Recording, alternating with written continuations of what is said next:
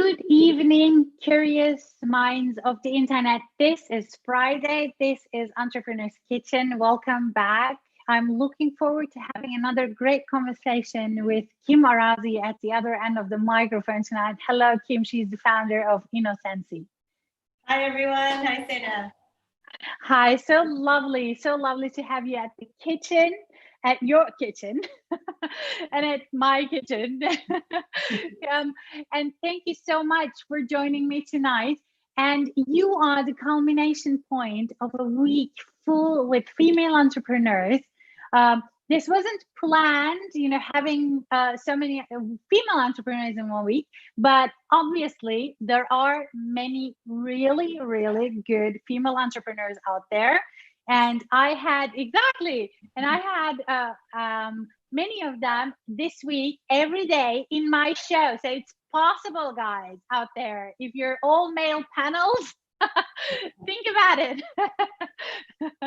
Well, Kim, I really admire your work. I think you're one of the really interesting people who think about these digital experiences in such a different way, or the experiences that the digital world does do with us as human beings. Let's talk about that a little bit. What do you do? So Innosensi, my company, is all about innovating with sense. Sense making, using common sense and the senses. So I believe that we cannot innovate our companies, our institutions, government, the world, unless we learn to innovate ourselves first. We have to go within and innovate inside out. So I use the senses as a way for us to connect to ourselves and be present and go inside so we can shift our mindset and really start changing our perceptions and our perspectives and our biases and all of that. We need to work on all of that if we're going to really make lasting change. So that's what Innosensi is about. And I do it through multi-sensory experiences. So I create these experiences for people to, mostly dining experiences. So we sit around a table and we use all 5 senses to go into a topic. So let's say one of the topics I've been known to do stuff around is climate change.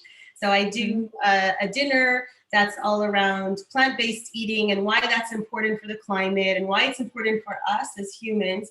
But instead of just talking about it at a dinner and everybody's eating, we are experiencing it through the dinner. So we're actually taking food out of the earth. Our feet are immersed in the earth. We're smelling the nature around us. Each course has a soundscape and a different scent. And just by making people more mindful also about what they're eating and making it a fully multisensory experience, it completely changes their mindsets. And we've seen the difference from when people came in and when they left the dinner, how they shifted their perspectives on things. So that's awesome. So how do they shift their perspective? Well, it's because they're experiencing it in a different way. So for example, I'll use technology like virtual reality, augmented reality, if I think that will help with shifting perspectives.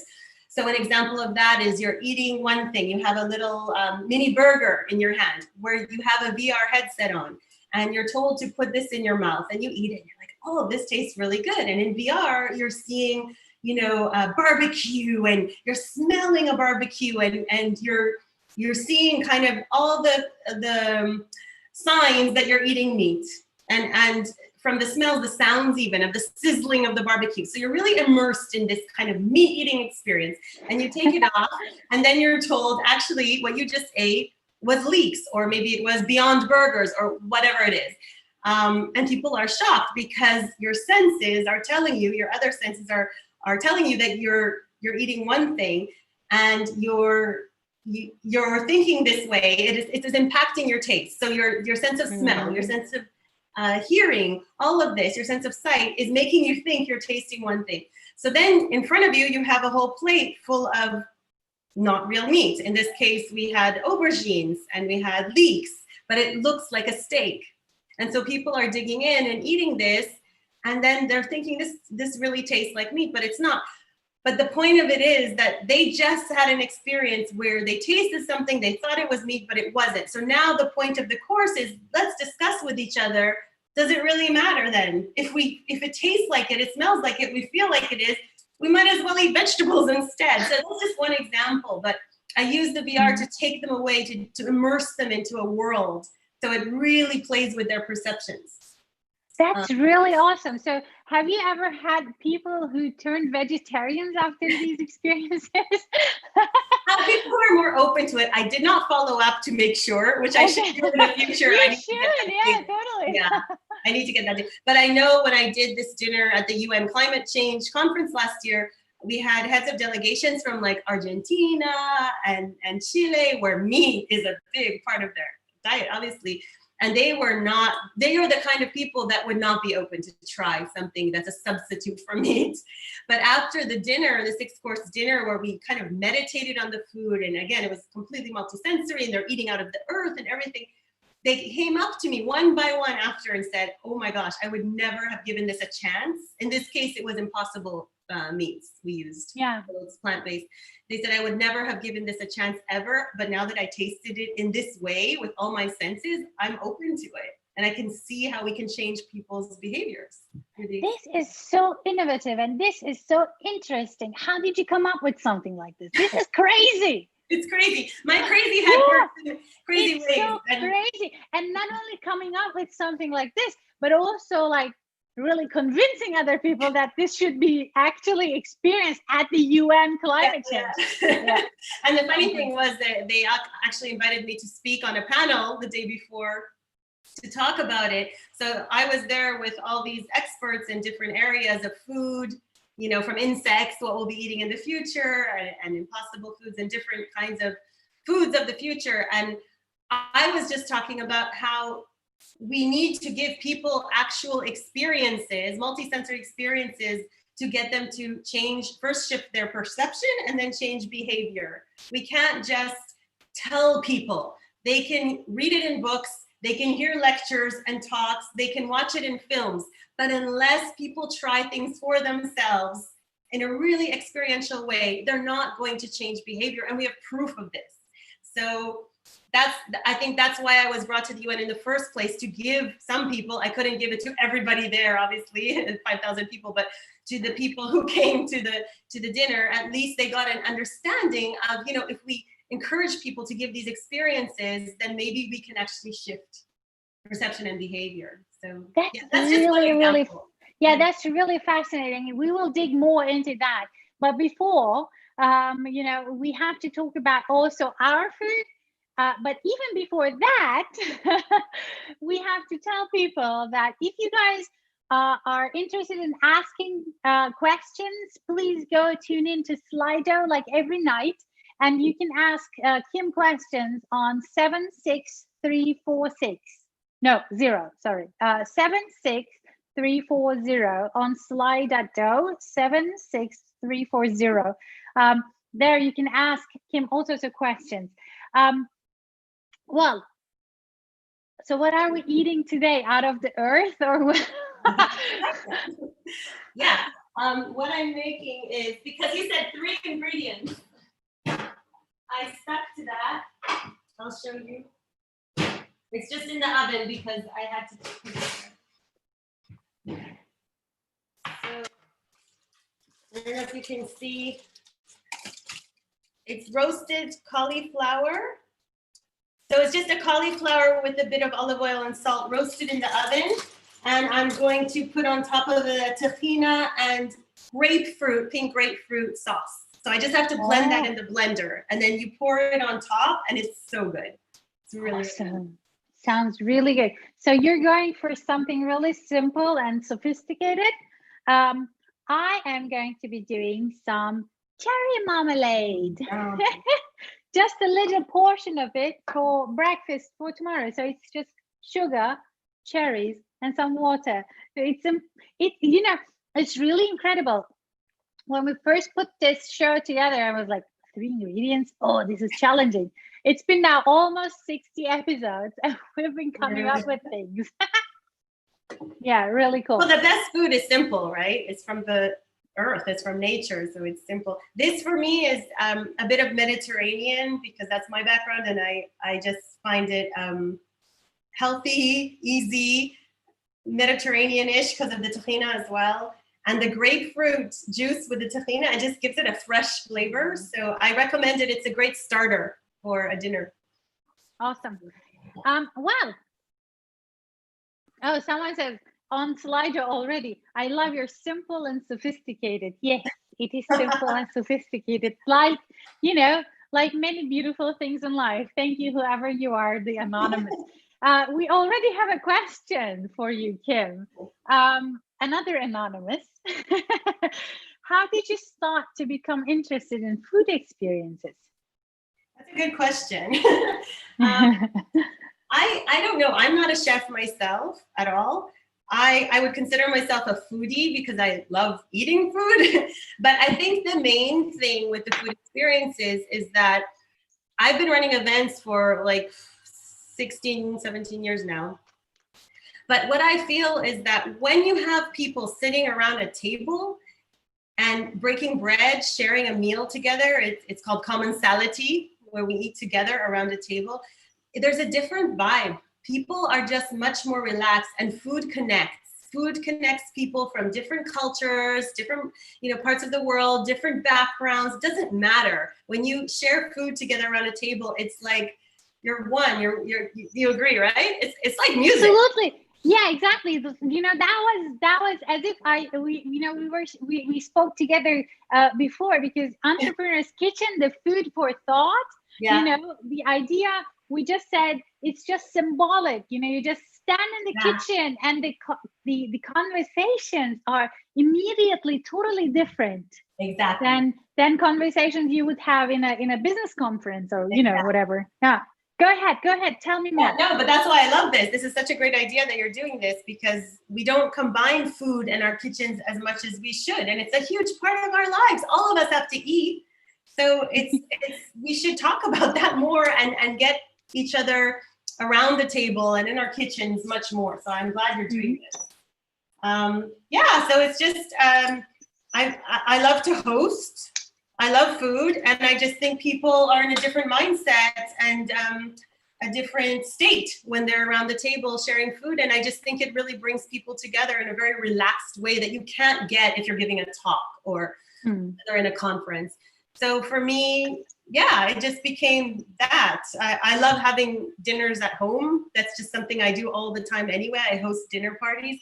So why not make that my work? It just brings it into the work. I want to have fun in my work too. So and it seems to work very well. People like to eat, right? So absolutely. And I mean, when you first started trying this out in also business settings, what were the first reactions you got?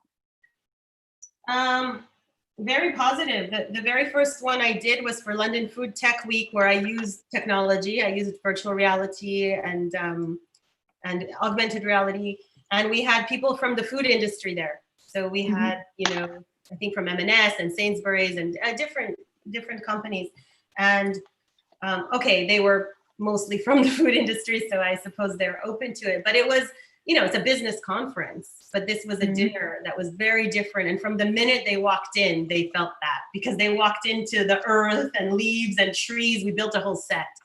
So we try to give a full experience. It's not just sitting at the table. You really feel immersed in another place.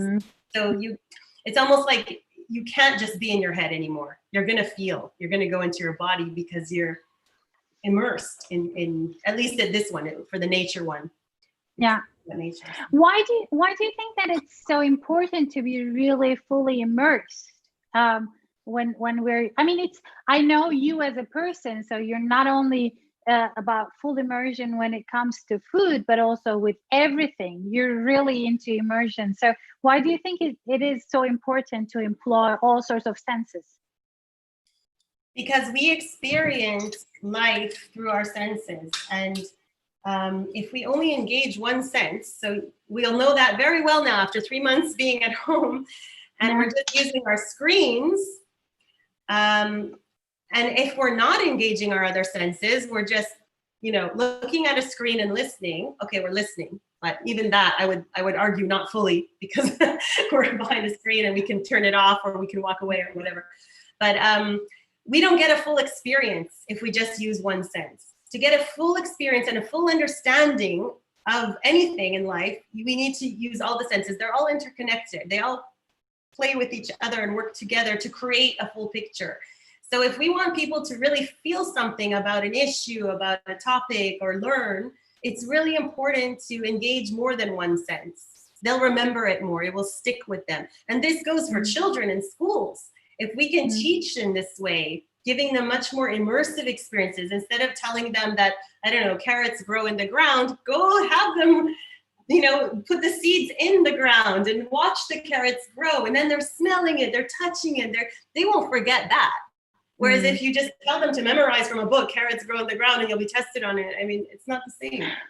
Tell me, was there an event that triggered all of this for you? Was there an occasion where you said, you know what, fuck this, I want to experience the world in totally different way? I don't know if there was an actual event. I think I've been working in tech for many years, putting on big events in tech, but mainly, you know, for business development. And I just felt that it was very sterile. Like, I'm a creative as well, and as much creativity. Sorry, my life no worries. Things do happen. Let's just stay. Does that work? Perfect. Okay. Yeah, perfect. Yeah, it's gonna keep falling now. It was hanging.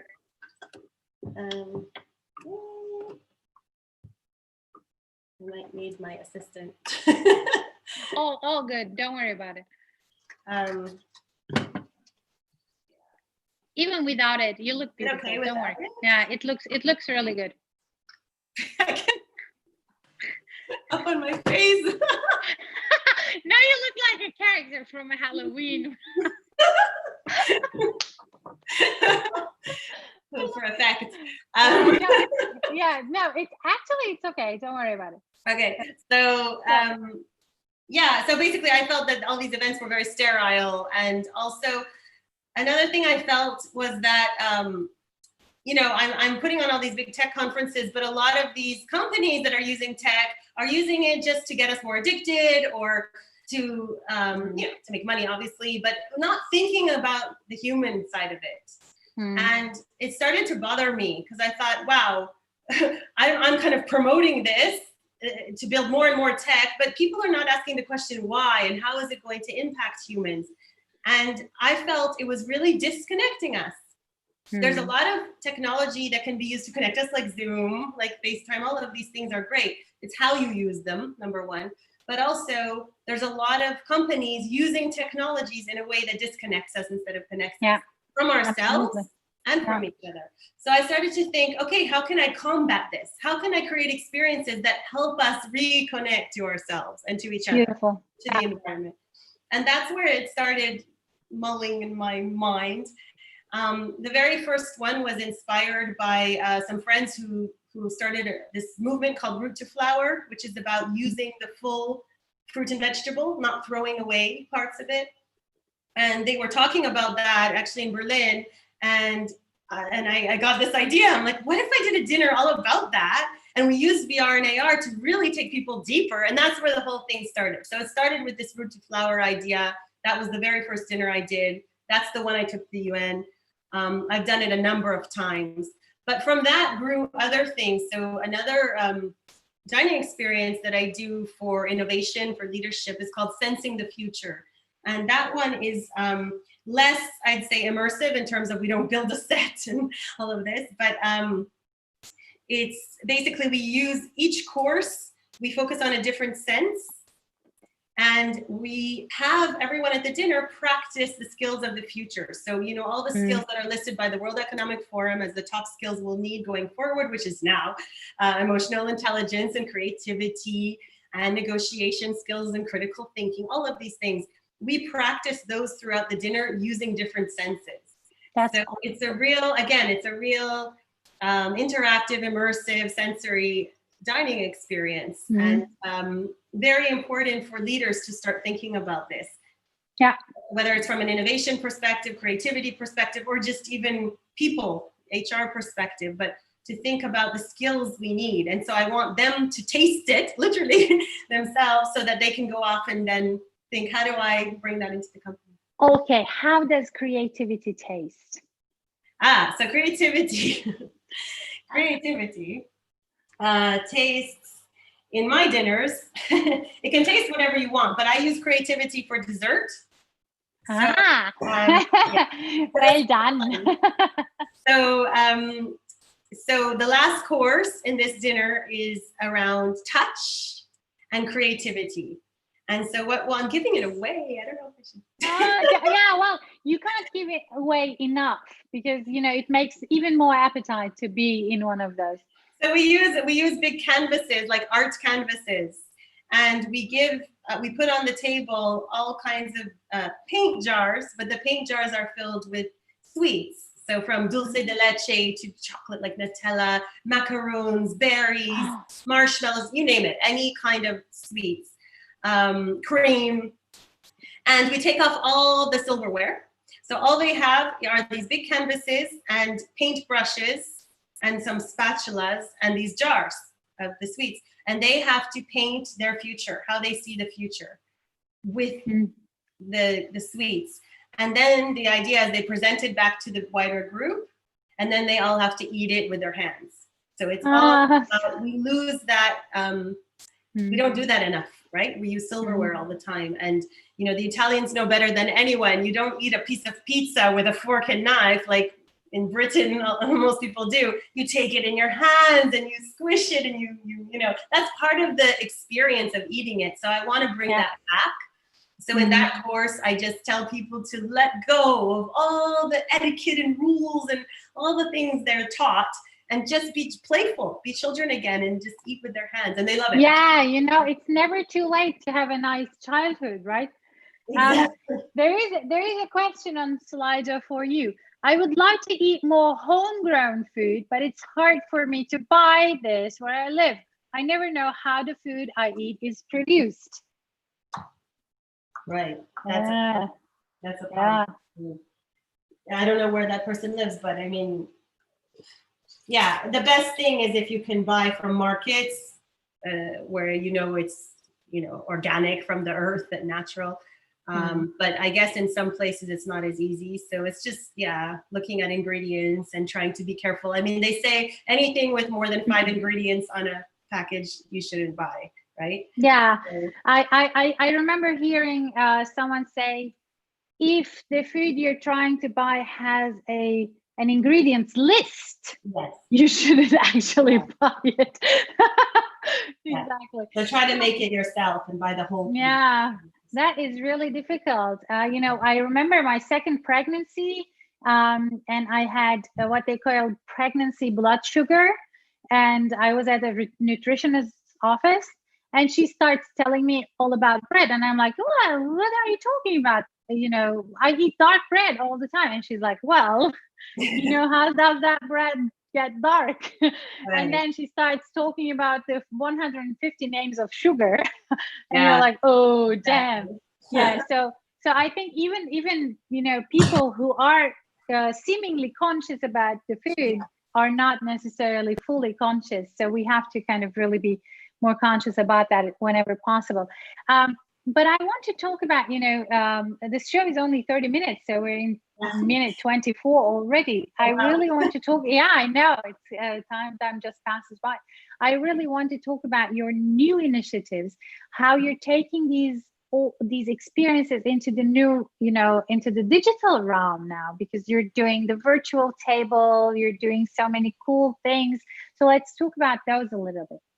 So so when COVID hit, you know, what am I going to do? All my things are live in-person experiences, and everything got canceled. Of course, all my events that I was doing.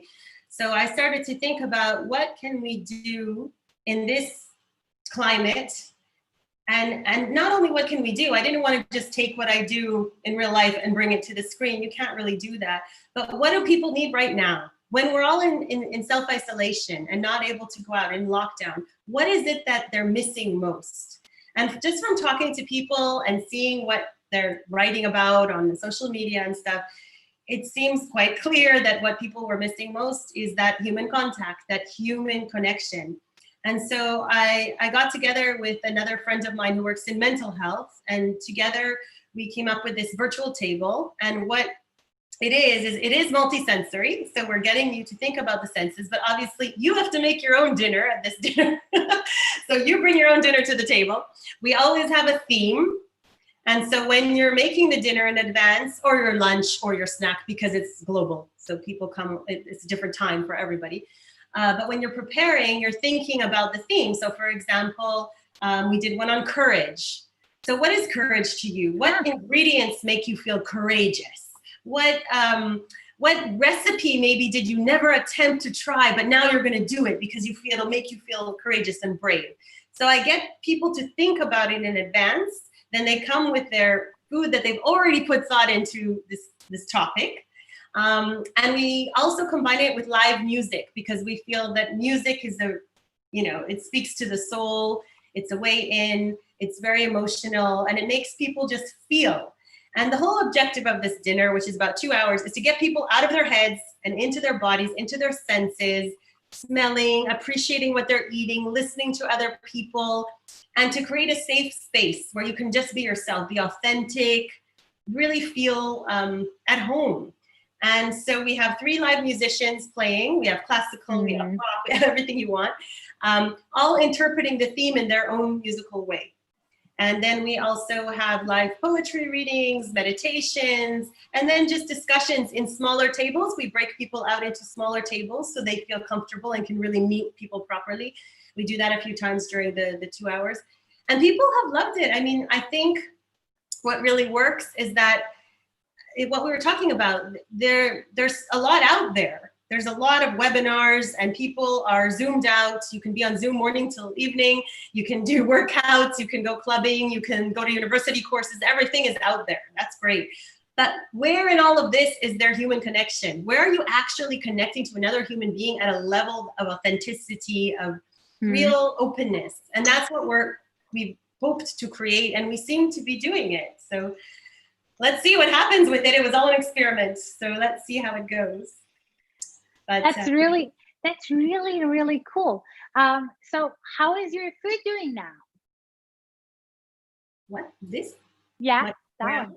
Yeah, I have to blend this. Do you mind if I take 1 second? Yeah, you can just mute yourself while I entertain the people. So, but I think, can you hear me? No, you can't hear. The blender is one thing that's a no-go at the Entrepreneur's Kitchen. Did you do it already? Is it done? It's awesome. Done. Oh, that was a fast blender show. Well done. Okay, I'll show you the product. Yeah, I'm really looking forward. I mean, it happened to me twice this far at Entrepreneur's Kitchen that 2 people were faster than I was in making the food and chatting. That's you, Kim. Oh. Exactly. Yeah. And then another show. Here you go. Hey, wow, amazing. I am not even halfway through because these cherries are taking ages. It looks beautiful. You can just stay in the line and enjoy that at the after show party. But before we end, I also want to ask you about your newest startup idea. Let's just briefly touch on that as well, because I want people to experience, to hear about that. And then we go to my favorite section of the jokes. Okay, so it's actually not my idea, so I'm not going to take credit, but I am partnering up with 2 other guys in Rome, and the company is called Wine Listening. And it's all about how our senses play. So how can we change, how does the taste of the wine change according to what we're listening to? So it's an app where you go in, anyone can download it, you go in and you go in through Spotify, so it knows your likes. And then you take a picture of the label of the wine you're drinking, and based on that wine and the acidity levels and the fullness and richness of the body of the wine, and the color and all of that, and the grapes, it will choose the perfect piece of music to enhance the flavor of that wine based on frequency, pitch, and beats per minute. And if you don't like that song, no problem. Let's say they bring up Justin Bieber and you're like, I don't want that right now. So it will come up with a list of genres and you can choose. I feel like jazz, so it'll go into jazz and it'll come up with a list of 20 songs that suit that particular wine using the right pitch, frequency, and beats per minute. And it really works. You have a very different experience of the wine. And you know that, Seda, because in my talks, I know, yeah, I'm like, yes. With music. So yeah, we did that together. So yes. So I'm excited. We're gonna start raising our first round soon, and hopefully do some partnerships with big music labels. And it's really exciting because it's the first time wine tasting has been paired with music in a scientific way. That's really, really awesome. So, as you've just mentioned, we had this kind of experience at Sonophilia once, and it was really mind-blowing, us having the same wine with two different kinds of music and having totally different experiences with that same wine. So you can really, really enhance the effects of many things just using music. And I'm really looking forward to downloading the app soon, Kim, when it comes out. So now, one very important ingredient is humor, of course, because, humor gives us the resilience to stand up and fight back if you're able to laugh about things. So do you have a joke for me? I'm really bad at jokes. I mean, I have one, but it's everybody says the same. I'm really bad. It's a very old joke, so looking forward to historic jokes. A child joke. Okay, fine. A child joke. Okay. What do you call a fish with no eyes? I don't know. Oh.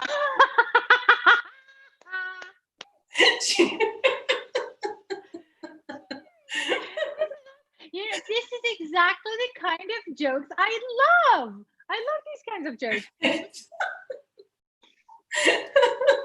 Exactly. Maybe you have a multisensory experience to enhance my understanding of humor, but that might take longer for the tech world to achieve. Well, I have a joke too. Since you're a foodie, and this is a multisensory. Well, why couldn't the what did you think of the new diner on the moon? On the moon?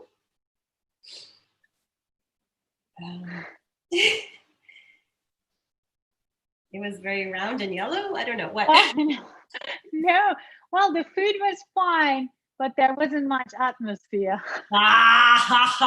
Good one. Good one. You win. That's good. Well, Kim, I want to thank you so much. Time just flew by. It was awesome. And I'm really, really happy that there are people like yourself out there taking care of our senses and bringing it back to the digital experience. Please do stay in the line for a short after show party. Looking forward to chatting with you more. And I'm going to tell people who are watching our stream, thank you so much for having joined yet another week of Entrepreneur's Kitchen with all female entrepreneurs, which was not planned. Awesome coincidence though.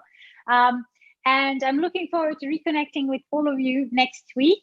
And well, have a good weekend. Take care. Stay safe.